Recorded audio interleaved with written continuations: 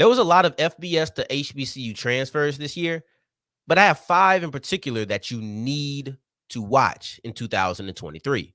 Oh, yeah, it's Locked on HBCU.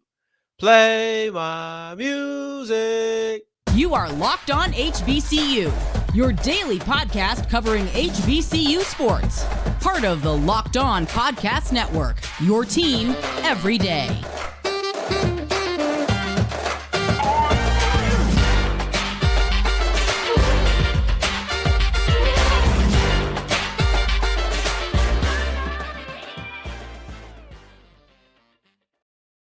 What's going on, family? Welcome back to another episode of the Locked on HBCU podcast, your number one daily one-stop shop for everything HBCU athletics, Monday through Friday, part of the Locked On Podcast Network, your team every day. And I, of course, am Darian Gray, a.k.a. the Mouth of the South, Texas Southern alum and former TSU Herald Sports editor and contributing writer at USA Today's Saints Wire. And remember, just because the mic cuts off does not mean that the journey is over. It just means it's time to follow me on Twitter at South Exclusives. Starts with an S, ends with an S. Today's episode is going to start with a conversation about the 5 FBS to HBCU transfers you must watch in this year's football season. We will wrap up with a conversation about Grambling's collaboration with Adidas and their new shoes. So new school shoes, essentially, for everybody, not just for the team, but for everybody. And in between, we'll talk about why the SIAC believes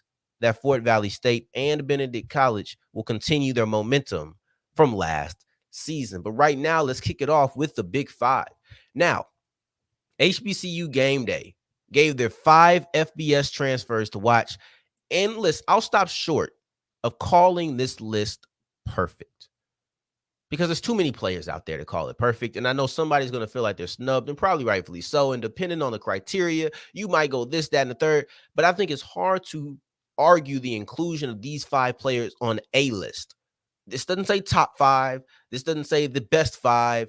This is just 5 players you have to watch. So you have Alcorn's Tyler Macon. You have Jackson State's Seven McGee, North Carolina Central's Miles Campbell, North Carolina A&T's Kenji Christian, and then FAMU's running back. Why did I say running back for him and nobody else? But FAMU's Jaquez Yant. So before we get into these players, 3 of those guys are from the SWAC. And this isn't SWAC superiority or anything. I just think it falls in line with something we previously discussed with how the SWAC uses the transfer portal way more than the MEAC does. And in a list of 5 players, 3 of them come from the SWAC. Not overly surprising, to be honest. My criteria. Why do I feel like this list is so good? Because I'm not going with the best. I'm not going with who I think the most talented, all of those things. For me, that will show and prove itself during the season.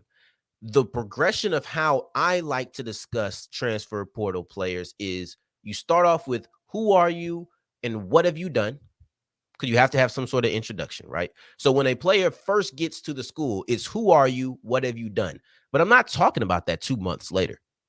2 months later, 3 months later, it's now what can you do for the school? And it's kind of that at the beginning, but it's kind of like it flip-flops. When it starts off, who you are, what have you done is the conversation with a sprinkle of what can you do for the school.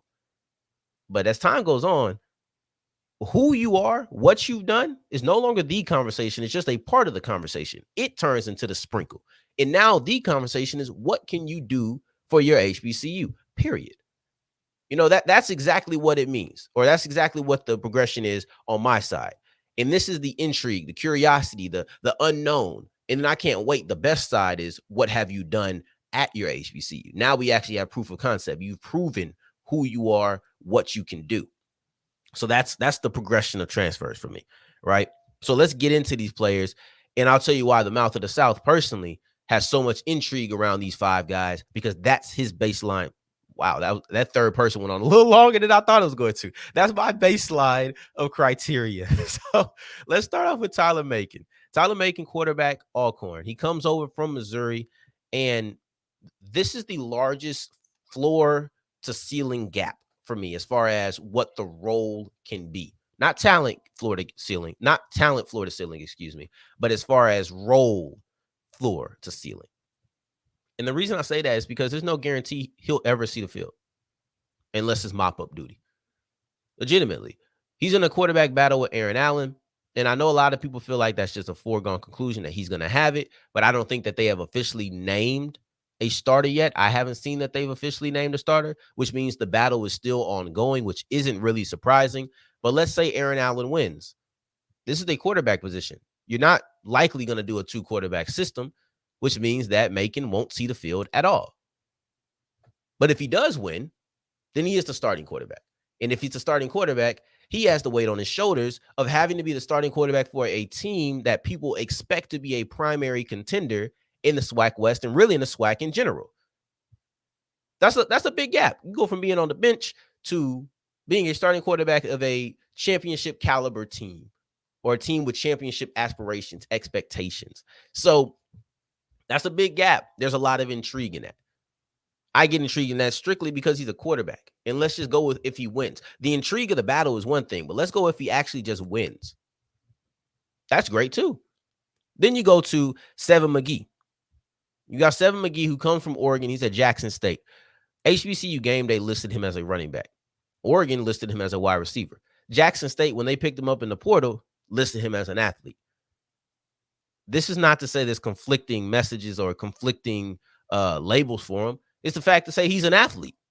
Jackson State was right. If if HBCU Game Day wants to call him a running back, if Oregon wants to call him a wide receiver, I'm not mad at either one. But the fact is, he's likely going to be a player who it says get the ball in his hands and let him do something with it. Regardless of where he lines up, let the ball get in his hands and let him do something with it. He's an athlete. And as an athlete, you expect him to be able to play multiple positions. That's the point. But Jackson State lost a lot of production from the wide receiver room. They lost pretty much all of their wide receivers from last year that were prominent are gone for whatever reason, whether that's the draft or transferring. Sevion Wilkinson just transferred. You're going to need to replenish the running game and the receiving game, and McGee can do both of that. Then you have Miles Campbell, who transfers in from Tennessee to North Carolina Central, the tight end. There was basically no tight end production for the Eagles last year. Basically none. You had 2 tight ends catch a pass, and they totaled less than 200 yards. One only caught 1 pass in week 1 and then did not touch the ball again until Jackson State, and he had the fake punt. Tyler Barnes, the primary tight end, had less than 200 yards, and he didn't catch a pass in the last 5 games. The tight end position was not a large part of what North Carolina Central did offensively. So with that being said, I have a lot of intrigue. If you get a former 4-star tight end coming in from the SEC, what does that do to how the position is used? Forget who he is. How much do you focus on the tight end position early in the season? That'll be extremely interesting to me. That is something that I'll watch, especially with some of the comments that head coach Trey Oliver made about Davis Richard and his production going into 2023. I'll definitely be looking to see, okay, you lost your number 1 wide receiver. You brought in a former 4-star tight end. Let's see just how much you decide to use that and make that a focal point of your offense. Then you have Kenji Christian, and these are 2 running backs that I'll kind of put together a little bit. We won't have as much detail about Kenji Christian and Jaquez Yant because Christian in North Carolina Central or North Carolina A&T, they're going to be mad at me. I didn't mean it. But you have Christian at A&T. He's coming over from Virginia Tech, and he's trying to replace the running back who went to Virginia Tech, and that's Bashul Tootin. But I think it's going to be kind of a crowded back room. And I think in that backfield, you'll have Hicks, you'll have Graves, you'll have Christian. And I think it's just going to be so crowded, but it'll be interesting to see how does Christian carve out a role. Same thing with Yant. They brought in a bunch of running backs. Willie Simmons wants to run the ball.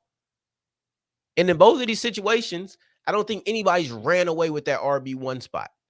So it's going to be a battle. It's going to be a fight for who's going to get the most carries, but there's nothing but space and opportunity for people to make a name for themselves. And that goes for Christian. That goes for Yant. That goes for any of the other guys who are in that running back room.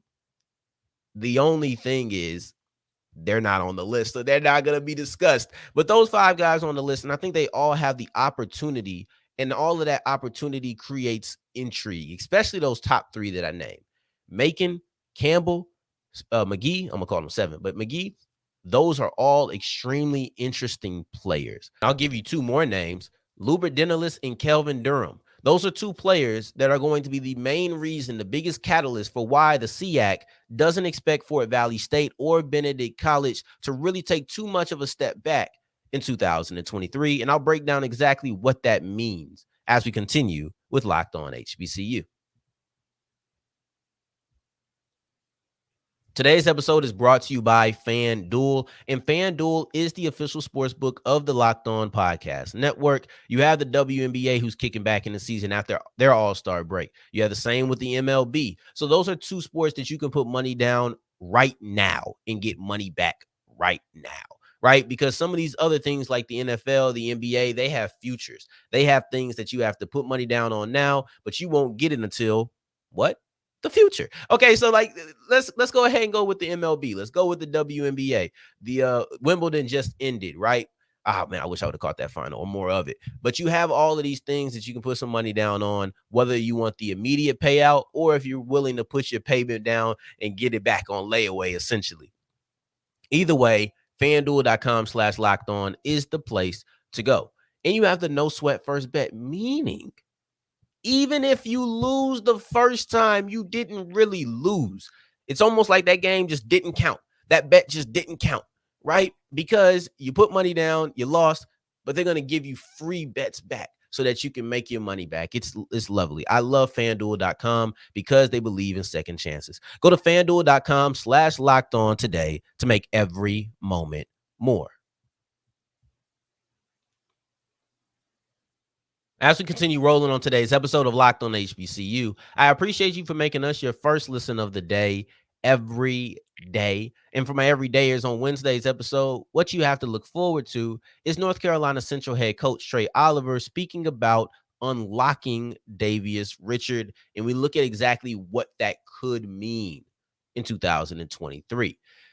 But right now, I want to dive into the SIAC and how they expect Fort Valley State and Benedict College to continue their momentum from last year. And on Friday's episode, I'll give a quick little recap. If you haven't checked it out, go back to it. But on Friday's episode, we talked about the SIAC preseason poll because this all comes from SIAC Media Day. And we spoke about how Benedict College was number 1. They won the championship last year. So this might feel a tad bit redundant, but it's not. It's not. And I'm going to share with you a little bit of advice that I got from somebody as far as radio programming goes. And then we're going to apply that logic in podcast form, but in a different way. It was basically, don't be afraid to recycle topics, but attack it from a different angle. That's kind of what's happening here. Because yes, I did say that Benedict College was expected to repeat, but I want to highlight specifically the strong suit of their team and why people feel like they're going to continue to be so good. Not just they were 1 last year, they're going to be 1 next year. This is continuity. This is continuing exactly where you were. It's different than that. It's deeper than that, right? We're talking about individual players because as opposed to using the team result of preseason polls, we're going to look at the offensive and defensive player of the year in the SIAC preseason, OPOY and DPOY. That does not sound nearly as good as I thought it would when I wrote it down. The acronym, it looks good written, does not sound good said. So let that be a note for everybody who wants to say OPOY and DPOY. DPOY, OPOY? No. Anyway, Fort Valley State is expected to have the offensive player of the year, and Benedict College is expected to have the defensive player of the year exactly how it happened last year. Exactly how it happened last year. That was the end result. This is the predicted end result. Now, here comes the shift as far as Fort Valley State goes. It's not going to be Emmanuel Wilson. He's in the NFL now.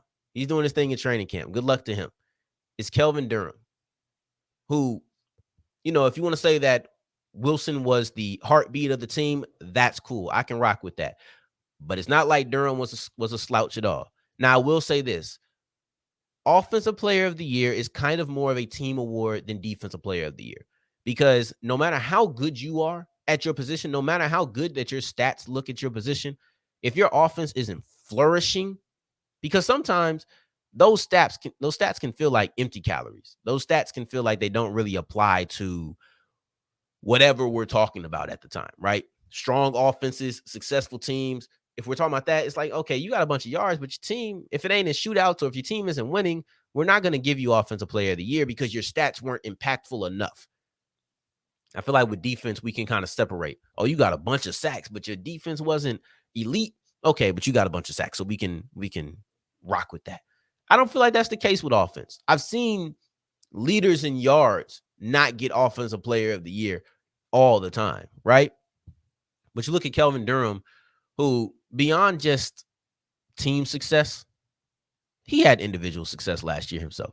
He was a redshirt freshman who came in and won freshman of the year, newcomer of the year, and first team all SIAC quarterback. So the continuity, the consistency, the rollover, that's not just team.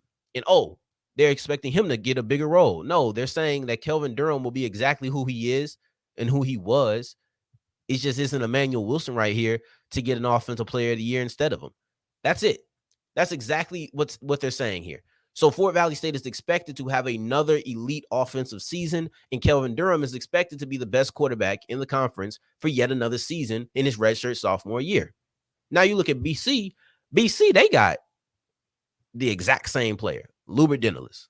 That's exactly who's coming over. They said you were the defensive player of the year last year. You're still here. You're going to be the defensive player of the year next year. I think it's a pretty simple way to understand why they feel that way. And listen, I know I said that it's more of a team award for OPOY. I did it again. Well, it's a team award for offensive player of the year. But most times when your defensive player of the year is as impactful enough to get the award, the defense as a whole is going to be pretty good too. So you look at Denelus, 20 tackles for a loss, 13 sacks. That was good for fourth most sacks per game in the country, sixth most tackles for a loss per game in the country. You have 4 fumble recoveries by him, second most in the country. And I like showing this off because these are impactful stats. Tackles can be anything. Tackles can be 30 yards down the field, or they can be a 1-yard stop. It's hard to contextualize tackles if you haven't actually watched the tackle happen. But I can tell you this, a tackle for a loss is a tackle for a loss. It is a negative play for the offense. A sack is a negative play for an offense. A fumble recovery is a negative play for an offense. I can tell you for a fact that all 3 of these numbers, all 3 of these statistical categories are impactful. We can get into how they happen, but they happen and they are impactful. Then you look at BC, because like I told you, a great defensive player this time leads to a great defense. So you're looking at a team that was 5th in the country in total defense and scoring defense. And notice that none of these numbers I said were in the conference. 4th most sacks per game in the country. 6th most tackles for a loss per game in the country. 2nd most fumble recoveries in the country. 5th in total defense and scoring defense in the country. We're not talking about SIAC rankings. We're talking about national NCAA D2 rankings. That's what we're discussing. This is a dominant force, and there's no reason to believe he won't be a dominant force for yet another season. Now, this season, if you're looking at Grambling's basketball team, you might see them with some new shoes. But don't worry, they're not the only ones who can cop them. You can too. But let's break down Grambling's new collaboration with Adidas as we wrap up today's episode of Locked On HBCU.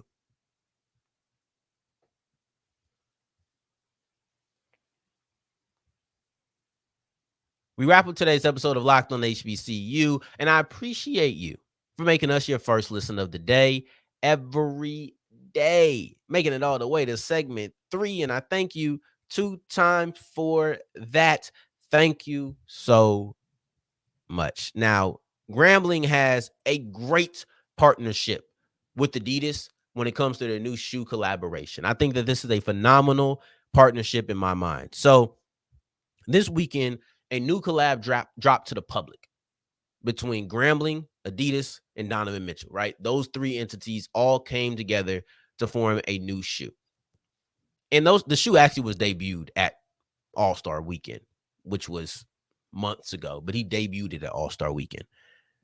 But this is a fantastic partnership, and I think it puts them in rare air. If I can't think of any other school outside of FAMU that has an actual partnership, right? Like FAMU, if I'm not mistaken, this recent partnership with the new LeBrons that came out in like June, that's the first time that FAMU's had an official collab when it comes to shoes, if I'm not mistaken. I think that they've had a bunch of unofficial shoes. I feel like FAMU's adopted a bunch of shoes that were orange and green and were like, those are our shoes. But now they have their own baby, right? Now it's actually official. That's what I think is the case. Could be wrong, but I think that is the case. But now Grambling has their own shoes, not just a shoe that's black and gold. They have their own shoe. And I love it. I love it because Donovan Mitchell is a popular player. He's a visible player. He's an exciting player. He's the type of player you want to be connected with. Adidas and Donovan Mitchell came together and they made I want to get this exactly right because what's the name of this shoe? I don't have my shoe on me. It's the exclusive colorway 4, the DON exclusive colorway 4. I didn't get that exactly right, but that's it, right? I can't flash the shoe up here because, copyright and whatnot, but you can go look at what he wore at the All-Star game. You can just go look at the shoe on Adidas if you just want to be honest. But if you want to see it on somebody, you can look at what he wore at the All-Star game. But I love this partnership because it's going to expand the visibility of Grambling. Grambling is already a large brand. Grambling is one of the schools that I believe has a national branding. We talked about this before, but I believe that Grambling has a strong national brand. So with that being said, now you're just amplifying it by having a popular basketball player who will probably wear these sneakers occasionally. Not all the time, but he might wear it 1 or 2 times, might wear it at an All-Star game, might do things like that. I'll be honest with you. I didn't like these shoes at first. But they quickly grew on me because they're running shoes. They're athletic shoes. They're not every day I'm just going to wear these shoes just because I want to have some black shoes. No.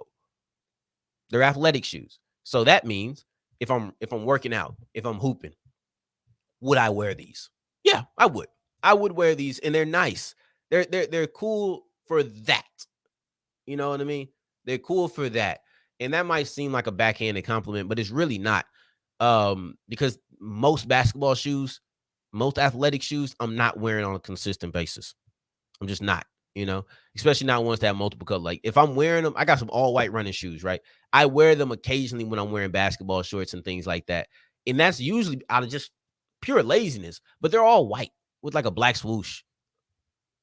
They go with pretty much everything. Like I just throw them on. I don't really have to even think about it for real, So it's a different thing. This is black gold, right? It looks nice though, right? And you have Grambling on the tongue. You have the coordinates of where they are. I'm assuming that's the coordinates of where they are. That'd be weird if it wasn't. Imagine it was the headquarters of Adidas and everybody just thought it was Grambling. But no, they have the coordinates of Grambling State University. They have Grambling on the tongue. On the back, they say Tigers. And then, of course, it's the colorway of Grambling. So it looks good. If you're a fan of the team, if you're one of the people who really like school paraphernalia, go ahead and get it. These are $200, right? You just got to go to the Adidas website. I'm a fan of them. I'll put it like that. I am a personal fan of these shoes. I wouldn't spend $200 on them because I'm not spending $200 on those shoes anyway. But overall, if I was a Grambling fan and like just a super Grambling fanatic, these are probably some of the best shoes that I could add to my school wardrobe repertoire. Actually says the school, says the mascot. It's not just our color pattern. It's our shoe. So go to Adidas and go ahead and cop these if you like them, if you think I described it, if you think I sold them well. And if you think I sold them well, send Adidas an email and be like, listen, they got this guy, the Mouth of the South. He got the Locked On HBCU podcast. He does ad reads all the time. And he low-key just gave y'all some free promotion by describing why this shoe is so great. And it made me want to get it. And then send him my Twitter, or maybe DM me on Twitter and I can send you my email for it. But don't be weird. Anyway, now I ain't being weird.